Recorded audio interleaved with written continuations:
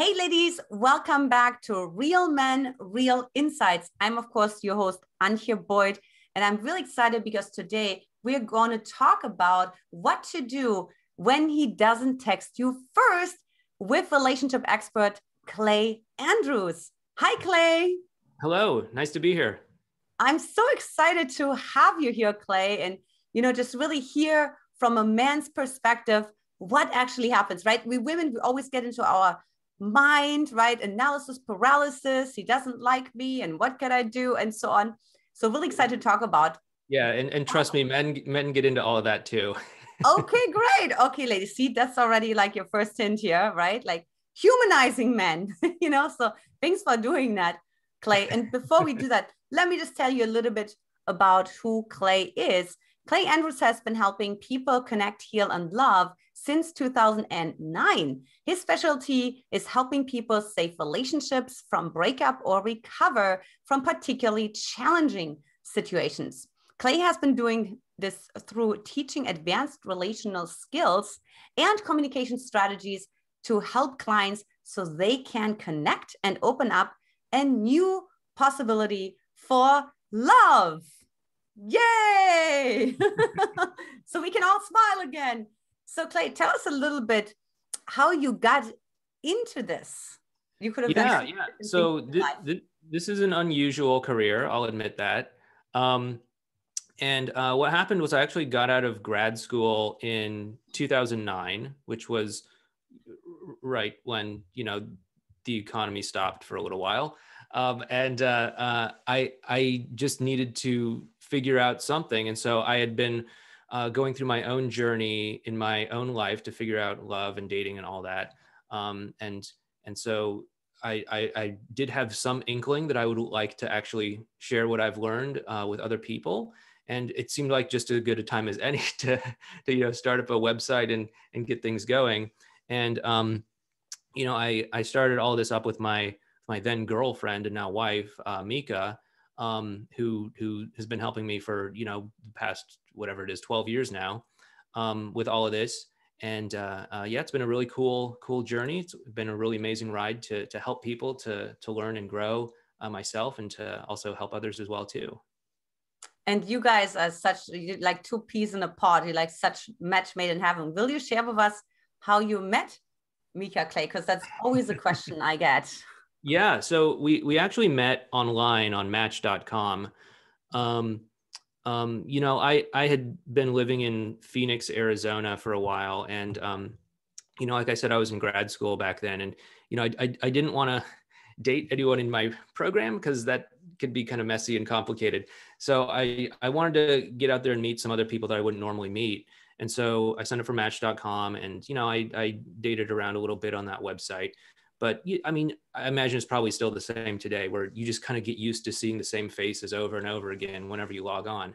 And so one day I just, something hit me. It's just like, okay, let's just sort by newest people on the site first. And like, I did it, and like, boom, there was her face right there. She had a great smile. I read her profile, and she mentioned something about how she like got really into some book and how she was like yelling at the book or something like that. And then I just sent her some message about that, and we just started talking. And we started dating, and I guess things just unfolded from there. Which actually proves the point to me, right? Because she was really showing her authentic essence right out of the gate, right? You could visualize her reading the book and yelling at it. Yeah. And like, I don't know if we want to get into like dating tips just yet, but that was one of the things that I found really frustrating with online dating was, there were a lot of nice women who looked good and everything like that. And they had a fine enough profile, I guess, but there really wasn't anything to really latch onto. There wasn't any like personality really showing through. And so even though I wanted to contact some women, there just like wasn't anything for me to really grab onto. And I didn't want to just be one of those guys that's like, hey, how you doing? Or something like that. I wanted to actually make a good connection. And there just wasn't a lot that many women were showing. But, thankfully my wife did put some time into her profile, and good for me anyway. Hopefully it's good for her too. Yeah. And she's quite the firecracker, so I can actually totally see her yelling at the book. That's so great. and right, because otherwise, what are you going to write? Oh, I love that you like hiking, like all the other 15 women's profiles that I just looked at, right? It feels like inauthentic, right? It feels like, okay, it's just like nothing new. So, but today we're going to talk about what to do when he doesn't text you first, right? So a lot of women, they attract men into your life. Some of them, sometimes they're referred to as the beta males, but are there beta males? Or is it a behavior that a woman is bringing out of a man? Well, I think there's a lot of potential reasons why a man may not text first or reply. So first of all, a man may just take a longer time to reply or to initiate contact for certain reasons. I know it may be difficult for some people to wrap their mind around this, but sometimes men do feel nervous and anxious about contacting a woman.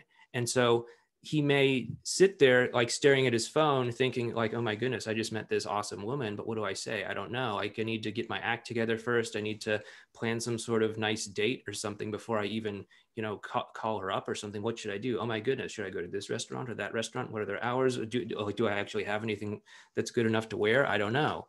And so sometimes men will kind of, stall when it comes to following up because they're just trying to get things in order or feel better themselves about making that contact. Another thing as well, too, that could happen is, sometimes for better or worse, there are a lot of people out there that are advising both men and women that, you need to play certain games when it comes to dating and relationships. And one of those that is like really common for, men, even that aren't like in the whole like pickup artist world or anything, is that you have to wait like a certain amount of time before you contact a woman so that she doesn't think you're too interested or something like that. Like one of the things, at least for me growing up, was, you got to wait 3 days. And so that could be something that could be going on with him as well too. Other things that could obviously be going on is some sort of emotional blockage that could be happening between the two of you. Again, I don't know what sort of interaction you had prior to this, but maybe there's some sort of confusion on his part about what you want or where the two of you are going or something like that. And maybe that needs to be addressed. There could be a lot of things. I don't know. Do you want me to keep going or? Yeah, just keep going. That's so Okay. interesting, because I think it really helps women to understand more the male psychology, right? Because put themselves into their shoes, because I think you probably already said things where women are like, oh, wow, I had no idea that a guy would think that, right? Because they just think, oh, he's probably talking to other women and he's probably not interested. And yeah, like, and admittedly, that could be a possibility. I mean, I don't know. Maybe he just isn't interested. Maybe he is, as you said before, just like a submissive type of person who just doesn't take the initiative in his life in other areas as well too.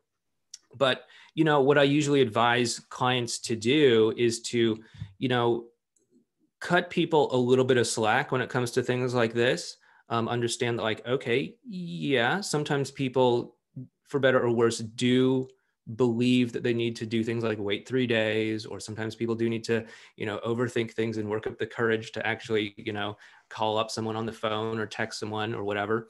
And, sure, if there is anything that you need to change in terms of how you're interacting with one another to make sure that the emotional connection is good and strong, do that. But beyond that, anything that you're getting from him, whether it's like a passive behavior or something like that, just see that as feedback about what his character is and what his personality is like. And take all of that in and say, okay, can I accept him as the man that he is right now? If yes, awesome, great, go ahead. But if not, then, you might need to make some tough choices and say, okay, maybe he's just not the right man for me. It doesn't mean he's wrong. Doesn't mean I'm wrong. It's just maybe that's not the kind of man that I'm looking for to get the kind of relationship that I want. And that's okay. And that can sometimes be tough, because it may be even like a man who has really amazing qualities and is really loving and all of that, right? But if that's a deal breaker in communication, meaning the resentment grows in a woman's heart, every time when she needs to reach out, right? And he just thinks, oh, it's normal. It's like a pattern. She reaches out, I respond. What's wrong? Then she needs to look at that for sure. So what can a woman do when he doesn't text first, assuming, of course, he is not someone who's naturally like that, right? So let's say it's like one of those other cases. Yeah. Okay. So, there could be a lot of things going on, like I said before. Additionally, just to circle back, because as you were saying something, it kind of jogged something in my mind. But additionally, if he's happening to be going through some sort of really stressful thing right now, like a work deadline or something like that, he might just be like laser focused on, like, I met my wife when I was in grad school. Mm-hmm. I was not as responsive to her as she probably would have liked, because I was, staying up until 4 a.m. every night and living off of 4 hours of sleep and just drinking energy drinks and apparently gaining 25 pounds. But anyway,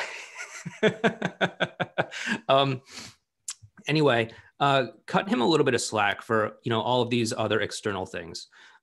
If he's just like not taking the lead, there are a couple of things that you can do. First of all, if you're able to actually talk with, so if this is like him just not initiating, but the two of you are communicating with one another, when you are connected and when you are talking with one another, it can be useful to have what we in our little community would call a same team conversation, which is to basically say, hey, I know we're still trying to figure out how we fit into each other's lives. But, I'm not going out of my way to hurt you, and I don't think you're going out of your way to hurt me. So can we just agree that we're going to be on the same team? And if it ever seems like anything's weird between the two of us, just, tap me on the shoulder and let me know. And likewise, I'll tap you on the shoulder and I'll let you know. And what that does is it actually minimizes the amount of potential misunderstanding between the two of you. And that can set the two of you up to have a much better dynamic in terms of not just the texting, but in terms of everything else when it comes to communication or anything else. Because, a lot of what I deal with is, people that say like, oh, why did he say this? Why did he do that? And we can speculate on it. We could say, oh, well, maybe it's because of this. Maybe it's because he has an avoidant attachment style. Maybe it's because he's, emotionally unavailable. Maybe it's because he's dating a million other women or something. I don't know. I can guess, and your guess is probably just as good as mine. But the one person who does know is him, right? And so if you can just bring him into the conversation and say, hey, remember how we talked about being on the same team? Well, I'm just out of curiosity, like, it seems like you're not really reaching out to me. Is there something going on that's causing you to feel uncomfortable talking to me? Or maybe you're just really busy with work or something. Just let me know so I know how to contextualize this. Mm-hmm. And that can actually invite him to step forward and say, this is what it is. Maybe I'm having a tough time getting over my ex, or maybe something else is coming up. I don't know. But most of the time, it has nothing to do with you. Really, most of the time it has to do with, some sort of weird external thing, like, oh my goodness, I forgot my phone at home today, or I'm under some crazy stress thing from work, or something else, or even just, personal stuff that he needs to go through in terms of his own growth, like getting over his own maybe emotional issues or something like that. But, as long as you're bringing yourself to the relationship and the dynamic in a totally reasonable sort of way, just take anything that you're getting back from him as feedback about what his character is. And then just take that in and say, okay, is that what I want in a partner? Yes or no? Mm-hmm, totally. So let's say, because I'd like to take one specific scenario and just go a little deeper with that. So let's say it's because he's maybe more the emotionally unavailable side. Like, okay, what can a woman do to make him text first, or for him to initiate more? Yeah. So, I mean, there are obviously things that you could say or do to get him to text first, but we don't necessarily want to do that, because that could be going further down the wrong road. And so you have to say, okay, like, is this guy emotionally unavailable? If he is, then once again, you have to get real about it and say, okay, maybe he's emotionally unavailable. Is he going to change? Maybe. Can he change? I hope so. But is he going to change on your time frame? Not necessarily. He might be locked into this emotionally unavailable thing for months, years, decades, even maybe even the rest of his life. I don't know. But I don't want any of my clients or anyone listening to this to just be sitting there holding their breath, hoping that an emotionally unavailable man suddenly becomes available. So it's not that we want to force the outcome of getting him to initiate more or to respond to you or anything like that, but we want to get clear about what his character is and ask ourselves, is this what I want to bring into my life? If it is, great. If it's not, then hey, let's create some space so that the right man can come into your life. Yeah. And also deciding, do I have to always be sort of like the bunny that jumps out of the cake and that turns herself upside down and turns herself into a pretzel? And, it always has to do something, right, for him to text first, right? Is that the dynamic that I want, or do I want an effortless, relatively effortless relationship and marriage? Yeah. If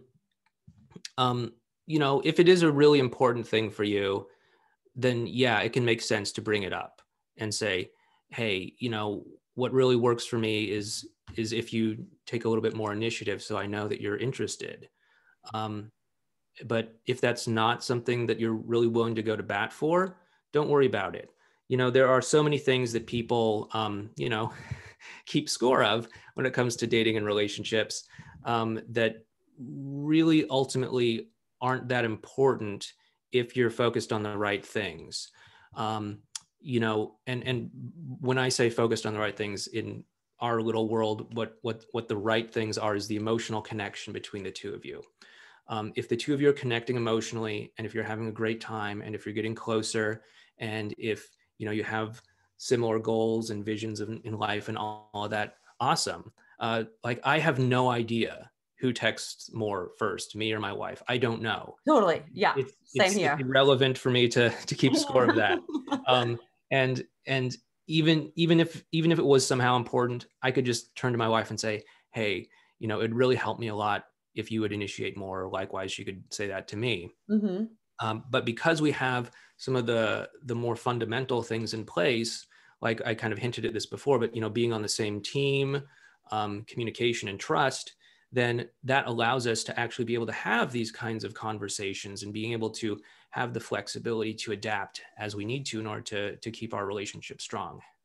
Yeah, and that leads me a little bit to the next question, or maybe you had that question before that, which was what do you tell a woman who is actually concerned? What is he going to think? Am I going to lose him, right? We have so many women who are afraid to rock the boat when they actually approach the man. Just as the idea that you just said, proposed, right, is terrifying to them.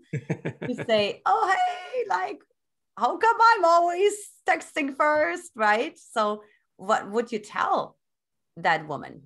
Yeah. What you already mentioned, of course. Yeah. So like I said before, when you're in the early stages of meeting someone, what you want to do is you want to learn about their character. You want to have a clear idea of the kind of man that you want to bring into your life, the kind of relationship that you want to have. And then you want to take any man that happens to, come into your life and say, okay, does he match up with what I'm going for? Does he match up with the kind of relationship that I want or the partner that I want? If he does, awesome. Let's take this to the next level. But if he doesn't, then you gotta let him go.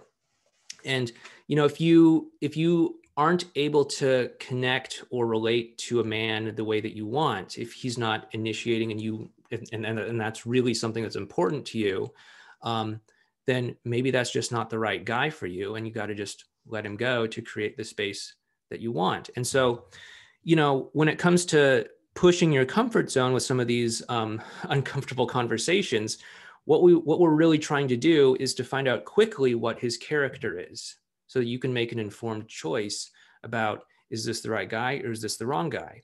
And we also want to bring ourselves as authentically as possible to these interactions and to these, other men, so that we can show them who we are and they can show us who they are, and we can actually see if there's something that brings us closer together. But if we're putting on some sort of mask or putting on some sort of performance or something in order to, be the right person for him, then he's not going to get to really know you.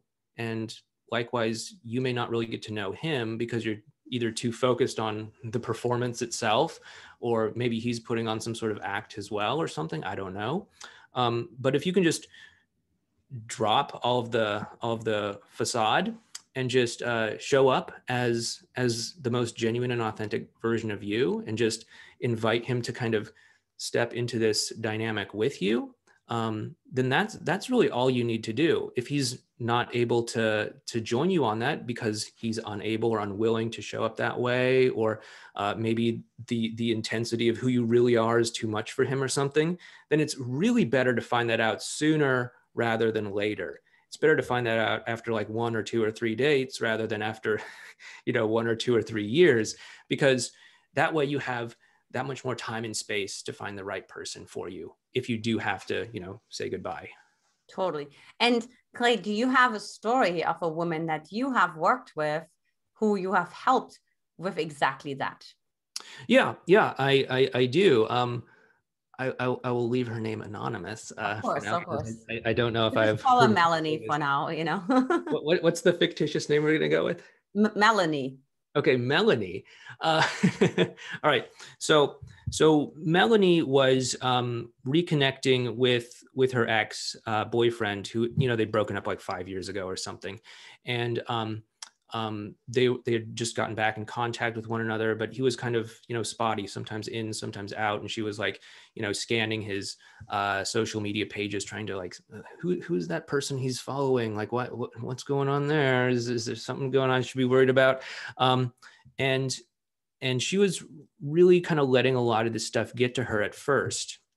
But as I worked with her, we got to, calm down the anxious thoughts a little bit. In our world, we call it the BS machine, because it pumps you full of BS thoughts that just cause you to panic and do things you later regret.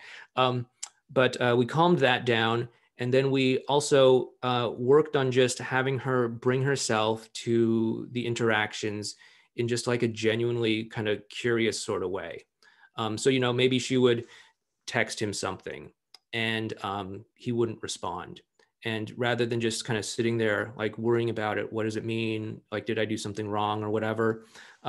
We told her to use this strategy called closing the loop, where you just, wait a sort of normal length where he would respond, maybe a little bit longer, and then just follow up and say something like, hey, it seems like you're a little bit preoccupied right now and can't get back to me about whatever XYZ. No worries about it. Let's just catch up when you have some time. And surprisingly, when she sent that to him, it actually kind of resurfaced the conversation that they were having, or the thing that she wanted to talk about. And he was like, oh, hey, sorry about that. I just got really busy with this. Anyway, and he went on to answer the question. And so that was like one easy way that she kind of got past this whole like him not responding issue.